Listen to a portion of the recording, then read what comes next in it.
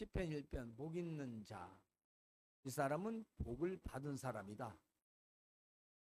그 사람은 의인이다. 그 사람은 하나님이 의롭다는 사람이다. 프로. 우리는 하나님의 자녀이니까 우리는 의인이다. 예수님을 믿음으로 의롭게 되었으니 의인이고 우리는 복을 받은 자다. 복을 받은 사람은 어떻게 살느냐? 악인들의 꾀를 따르지 않는다. 죄인들과 함께하지 않는다. 교만하고 오만한 자들의 자리에 가지도 않는다. 그 사람은 하나님의 말씀을 주야로 묵상한다. 그래서 그 사람은 시냇가에 심은 나무처럼 잎이 푸르러 사계절 열매를 맺는다. 하나님께서는 그 사람의 길은 인정하시지만 악인들의 길은 그렇다면 복을 받은 자, 그 사람은 어떻게 살을까요? 바로 시편 23편 여호와는 나의 목자시니 그렇습니다. 내게 부족함이 없다. 그 말은 복을 받은 자요, 그 사람은 하나님의 말씀을 묵상하는 자요, 그 사람은 하나님을 목자로 삼고 하나님이 공급해 주시는 그 힘과 능력으로 부족함이 없게 살아간다. 그 사람은 사망의 음침한 골짜기를 당할지라도 만날지라도 그 길을 간다 할지라도 두려워하지 않는다. 왜냐하면 하나님의 지팡이와 말씀이 그를 지켜주시기 때문이다. 그리고 그 사람은 영원한 하나님의 집 저 천국을 향하여 할 것을 소망하며 산다. 그리고 마지막 그 사람은 하나님을 찬양하는 사람이다. 할렐루야다. 오늘 바로 시편 150편에 있는 말씀. 할렐루야.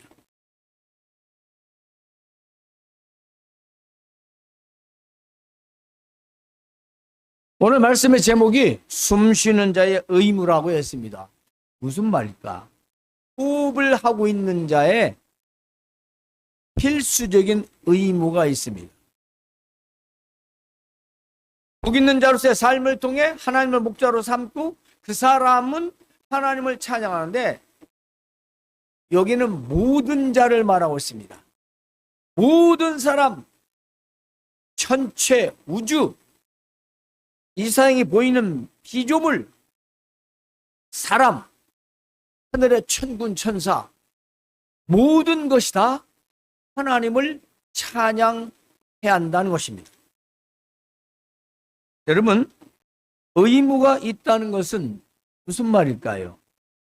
어떤 누구의 명령이 있었다는 것이죠. 그 명령이 있었기에 명령을 지켜야 할 의무가 있다는 것입니다. 오늘 살아 숨쉬는 우리는 어떤 의무가 있을까요? 오늘 시편 150편을 통해서 우리의 의무가 무엇이고 어떻게 해야 하는 것인가를 전하고자 합니다. 본문의 의미를 잠시 살펴보면 먼저는 찬양의 대상과 그 이유에 대해서 말하고 있는데요.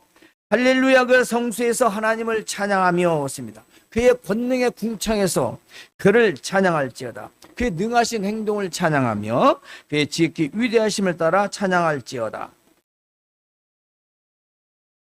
나팔 소리로 찬양하며 비파와 수금으로 찬양할지어다. 서고치며 춤추어 찬양하며 현악과 통소로 찬양할지어다. 큰 소리 나는 재금으로 찬양하며 높은 소리 나는 재금으로 찬양할지어다.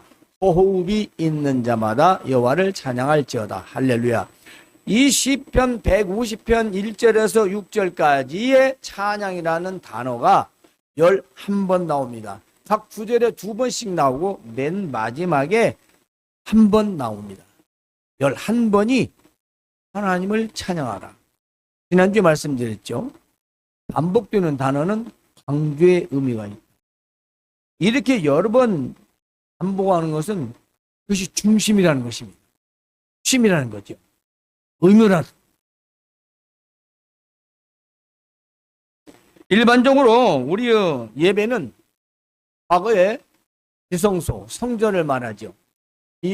지금은 교회요 예배당이라고 말합니다.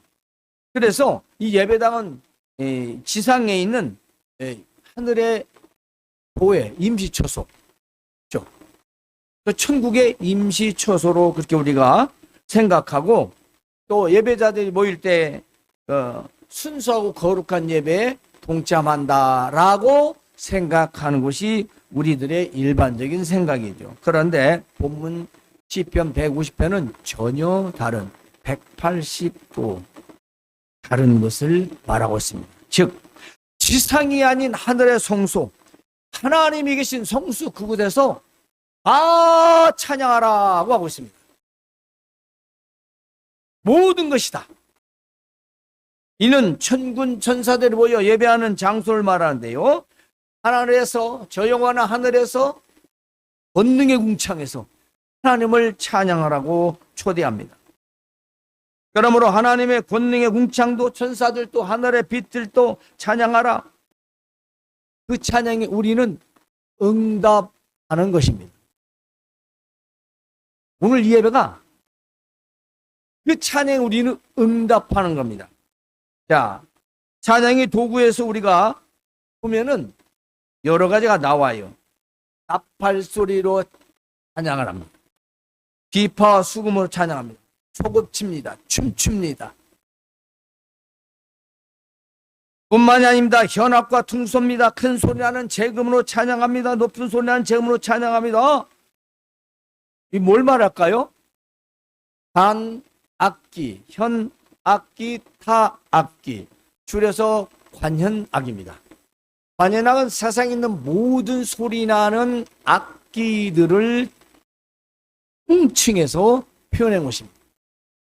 때문에 이 모든 것들 다 세상에 있는 소리나는 모든 그 소리나는 것들로 하나님을 찬양하라.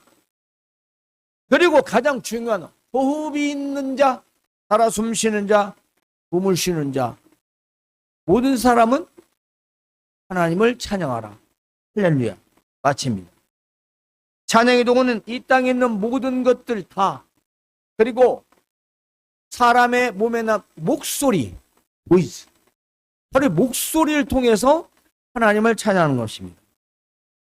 그러면 누가 어떻게 찬양할까요?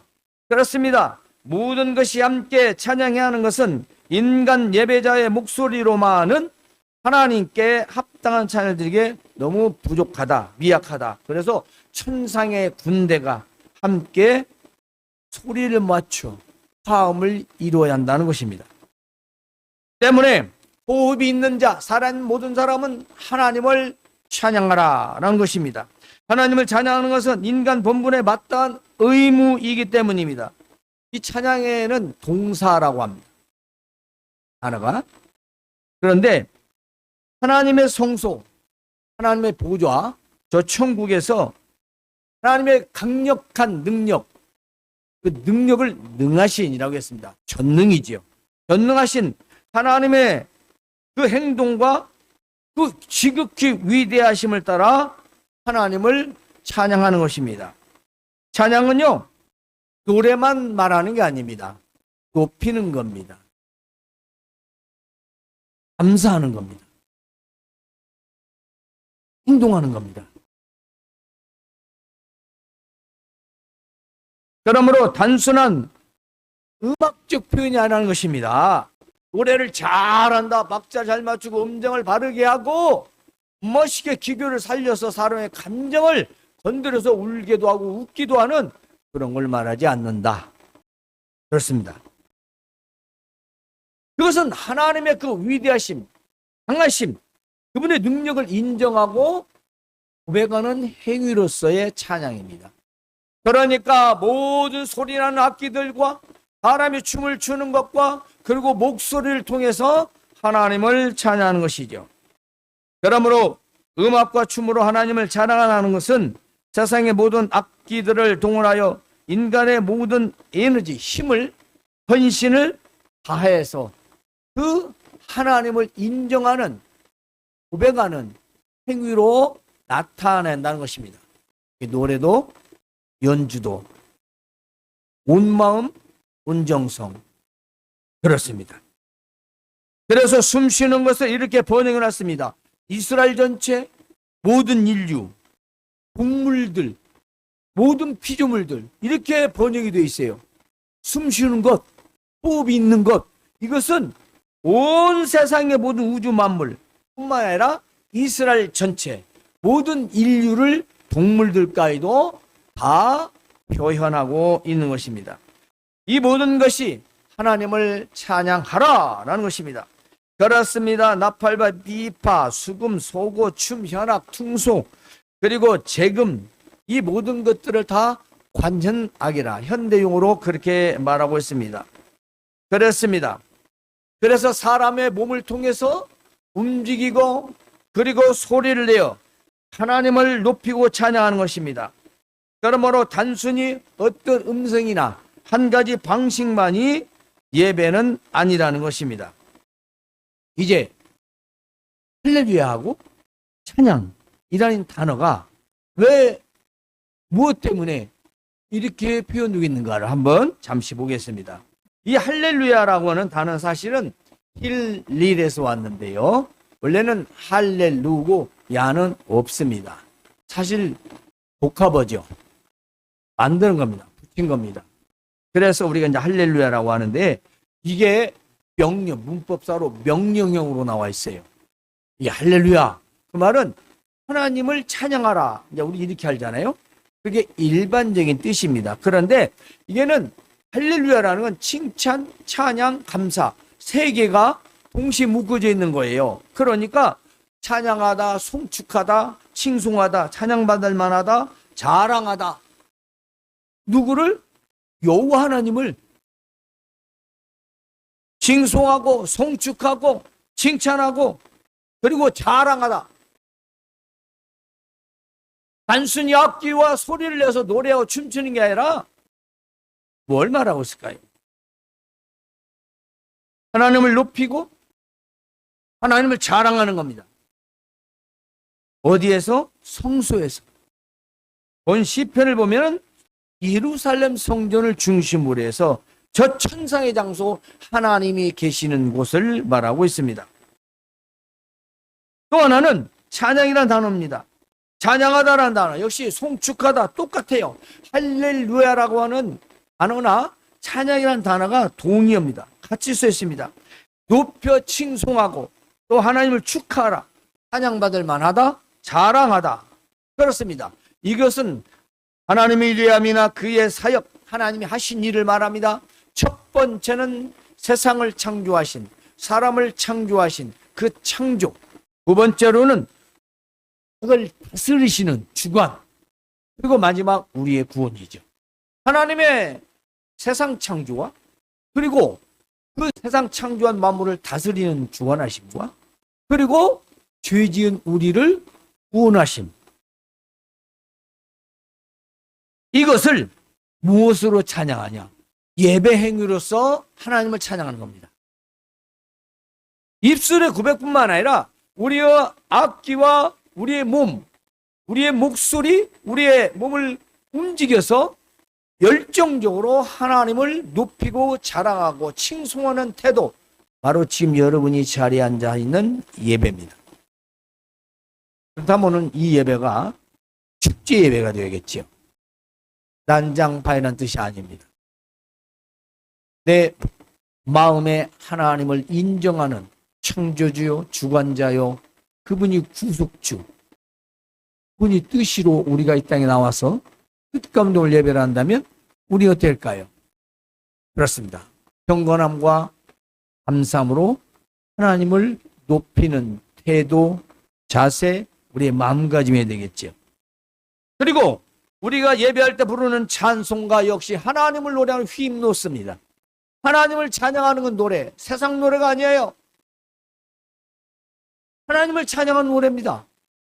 목을 다해서 힘을 다해서 소리를 높여서 높은 소리 큰 소리 나는 재금으로 두들겨 소리 나듯이 우리 소리를 높여서 크게 하나님을 노래해야 하는 것입니다. 예배 행위예요. 조선시대 양반과 규수가 아니죠. 마음은 그래야 되겠죠.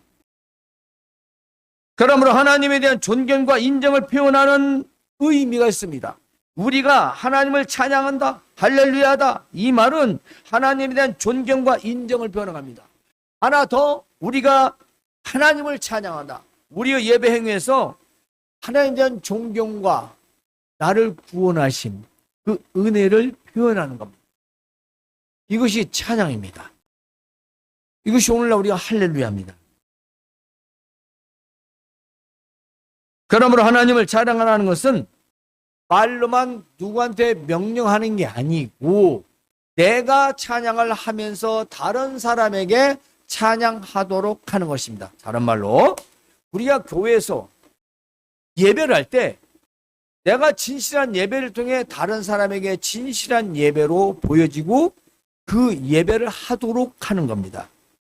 그래서 또 교회에서 습관적으로 쓰는 용어가, 어떤 목사님들은 할렐루야 앞에 나오면 그냥 할렐루야, 그 소리가 나쁜 소리는 아닌데 그 의미는 아니라는 겁니다. 내가 진정한 하나님 인정하고 고백해서 내 진정한 진심의 마음을 가져서 할렐루야 한다 물러갔어요. 그것도 아니에요. 자기가 나왔으니까 하나님을 찬양하려. 자기가 나왔는데 왜 하나님을 찬양해야 되지? 이게 어느 생각은 그냥 나오는 거예요. 아니, 목사가 나오는데 뭔 하나님을 찬양해? 말이 안 맞죠? 뭔가 자기 수식으로 쓴다는 거죠. 게다가 설교 안 들어? 여기 안 쳐다봐? 왜 목사님 안 쳐다봐? 할렐루야? 계속, 아니면 할렐루야 계속 하는 겁니다. 쳐다보라는 거죠, 여기를. 근데 안 쳐다보네. 우리는 안 쳐다봐. 연습이 안 돼가지고. 그렇게 쓰면 안 되는 거다. 하나님을 높이고 찬양하고 칭송하고 그분을 인정하는 고백으로서 우리는 예배를 하는 겁니다. 그러므로 하나님께서 인간에게 주신 것 중에 가장 중요한 게 뭡니까? 호흡입니다. 하나님께서 흙으로 사람을 빚어 그의 생기를 불어넣었더니 생명이 되었더라. 살아있는 영이 된 겁니다. 뭘 하라고? 하나님을 찬양하라고 주신 것입니다. 하나님을 찬양하는 데 있어서 피워둔 피조물과 모든 악기와 춤을 사용하라는 것입니다. 하나님을 예배하기 위하여 호흡을 하는 것, 숨을 쉬는 것, 뭘 말할까요? 나를 사용하는 것. 하나님을 사용하는데 호흡, 들숨 날숨을 말하는 게 아니라 살아있다라는 것, 나를 말하는 거죠. 인격적인 나를 사용하는 것은 너무 당연하고 중요하다는 것입니다. 제 세상에 소리 나는 모든 악기 소리도 기가 막히게 좋지만 내가 가장 좋은 악기라는 거예요. 그러니까 가장 좋은 악기로 연주를 해야 되죠. 연주를 잘하는 사람이 모든 악기를 다 다룰 수는 있습니다. 근데 그 소리를 가지고 있는 악기 고유의 소리가 있어요. 그 소리는 정말 실력 있는 사람한테 소리 더 잘 낼 수가 있는 거죠. 그렇지 않겠습니까? 고유의 소리. 하나님 우리 주신 고유의 그 믿음 있잖아요. 그 믿음이 우리에 있으면 하나님을 찬양하고 하나님을 예배함이 거룩하다는 것입니다. 신실하다는 것입니다. 모두가 다 믿는 것 같지만 모두가 다 같은 것은 아닙니다. 우리가 예배를 위하여 나를 드리는 태도는 엄청나다는 것입니다. 내가 예배가 되는 거예요. 내가 예배의 산 제물이 되는 것이죠. 하나님 앞에 찬양의 도구가 되는 겁니다. 악기가 되는 거죠. 그러니까 예배 전에 튜닝을 잘해야 되겠죠? 학교에서 지각 3번 하면 어떻게 되죠? 결석이 1번. 그러지 않아? 지금 안 그런가? 우리 때는 그랬어. 지각 3번 하면 맞을 텐데? 결석 1번. 결석 3번 하면 뭐 정확당하는 건? 지금 안 그래요? 준비. 악기는 튜닝이 필요하고요. 사람은 준비가 필요합니다. 예배 시간 전에 내 노래해야 될 거 아니야. 하나님을 몸으로 튜닝을 해야죠. 뭐요? 준비해야죠. 내가 토요일 날 왜 카톡에다가 글을 올리겠습니까? 내일 예배 준비하라는 거 아니겠습니까? 말 안 해도 정리 잘하고 내일 예배에 참여할 수 있는 마음을 가지라. 그걸 벌로 보는 사람, 튜닝이 안 된 사람이에요. 그 사람 예배 와도 예배 정성이 없어요. 마음가짐이 없으니까 듣는 둥 마는 둥 하는 둥 마는 둥 악기 소리가 완전히 불협화음이 되는 거예요.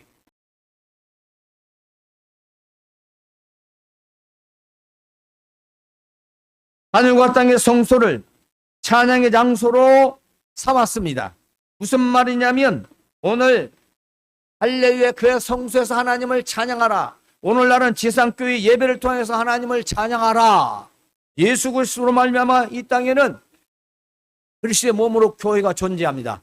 우리는 오늘 장소적인 예배당에서 하나님께 예배하는 것입니다. 바로 하나님을 찬양하는 거지요.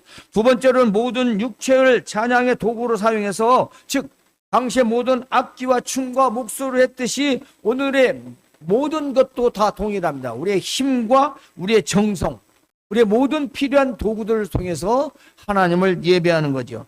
따라서 하나님을 찬양하는 것은 성소, 오늘날은 교회, 예배당뿐만 아니라 우리의 삶의 전체에서 나타나는 것을 말하고 있습니다. 왜냐하면 어떤 모든 피조물보다 악기보다 가장 중요한 것은 사람, 바로 나.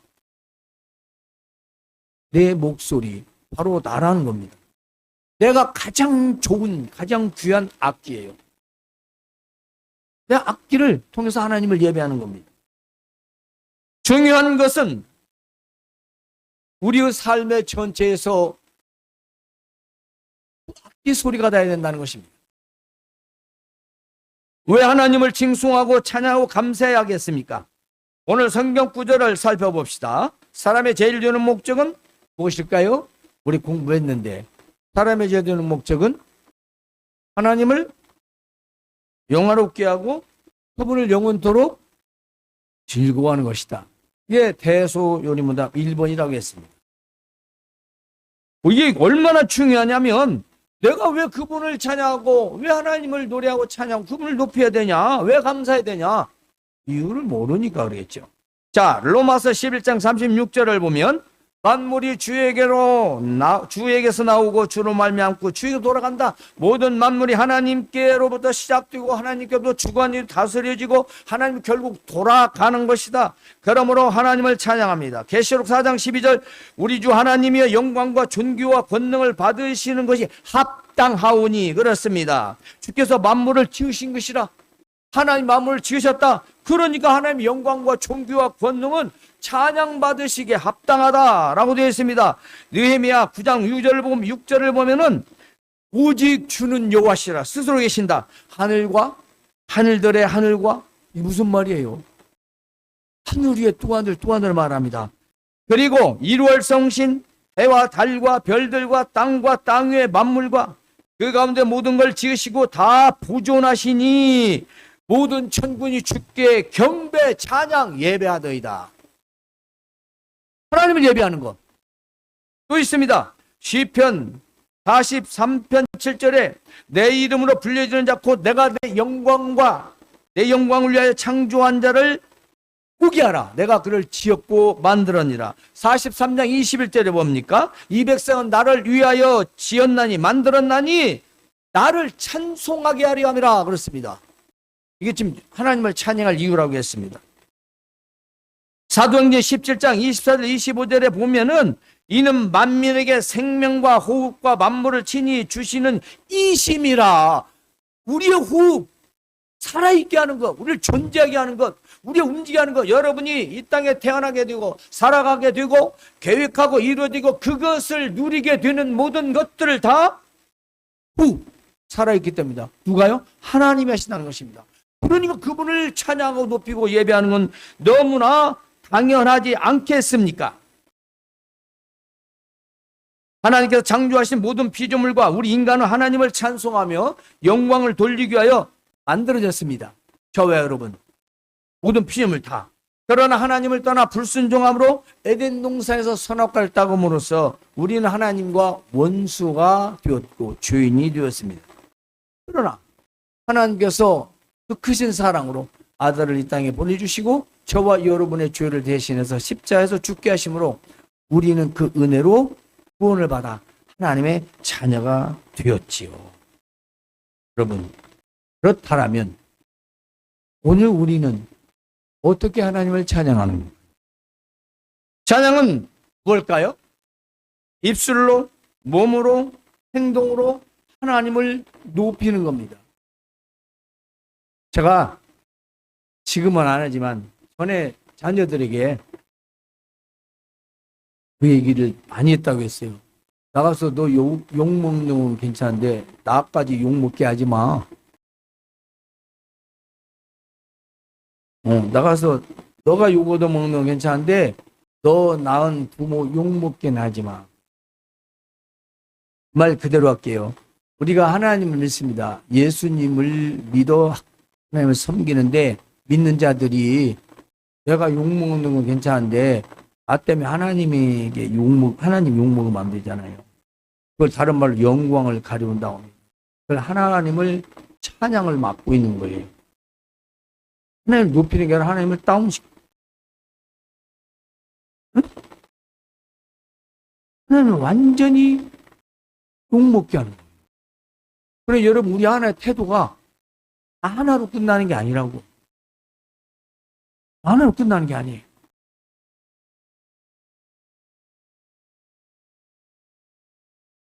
그러므로 먼저 우리가 모여 예배하는 곳에서 하나님을 찬양하고 우리의 삶에서 나의 모습으로 그 모습에서 찬양으로 나타나야 하는 것입니다. 아닙니다. 나타내야 합니다. 왜냐하면 찬양은 할렐루야는 명령이기 때문입니다. 우리의 선택이 없습니다. 할렐루야 찬양은 명령어라고 했습니다. 그렇게 만들어졌다는 거죠. 창조됐다는 것입니다. 따라서 우리는 이제 우리의 모든 삶에서 우리에게 은혜의 구원을 베푸신 하나님을 찬양하며 삶의 예배자로 살아가야 합니다. 우주 만물을 창조하시고 주관하심을 찬양하며 영원한 주의 형벌에서 구원해 주심을 찬양하고 이제 다시 오실 예수 그리스도를 고대하며 찬양하는 것입니다. 나의 삶에서 찬양이 되어야 한다는 것입니다. 그리스도의 오심을, 다시 오심을, 재림을 고대하는 신앙은 하나님을 높일 수밖에 없습니다. 곧 자기가 사는 그 장소, 자기가 있는 그곳이 하늘의 성소요, 바로 그곳이 예배 장소입니다. 이걸 우리는 예배자로서의 삶이라고 합니다. 내가 하나님을 찬양하고 높이는 것은 예배자로서의 삶을 사는 것입니다. 오늘 교회 예배당에서 예배가 끝나는 게 아니라 이 예배가 삶에서 그대로 이어지는 나의 경건함, 나의 신실함, 하나님을 높이는 나의 행위, 이 모든 것들은 하나님을 찬양하는 것입니다. 아무리 여기서 좋은 악기로 아무리 엄숙하게 예배를 잘 드렸다 할지라도 삶에서 하나님의 찬양이 되지 못하고 하나님을 높이지 못하고 하나님을 욕먹이는 행동과 삶이 된다면 그는 하나님을 찬양하지 않는 거요. 할렐루야를 지키지 않는 겁니다. 그래서 저는 시편 1편에서 복 있는 사람, 복을 받은 사람이다. 죄인들의 길, 악인들의 길, 오만한 자들의 삶을 거부한다고 했습니다. 하나님 말씀을 묵상하는 사람, 그 사람은 하나님을 목자로 삼는다.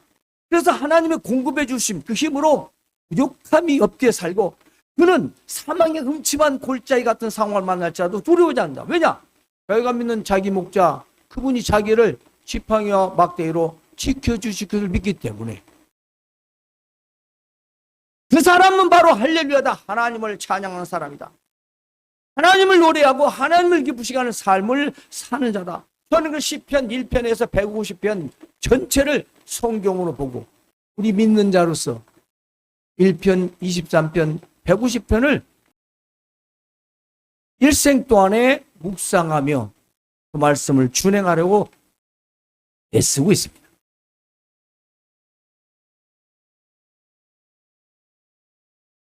우리가 모이는 장소, 거의 곧 예배당에서 악기들과 춤과 우리의 목소리 노래는요 마땅한 찬양입니다.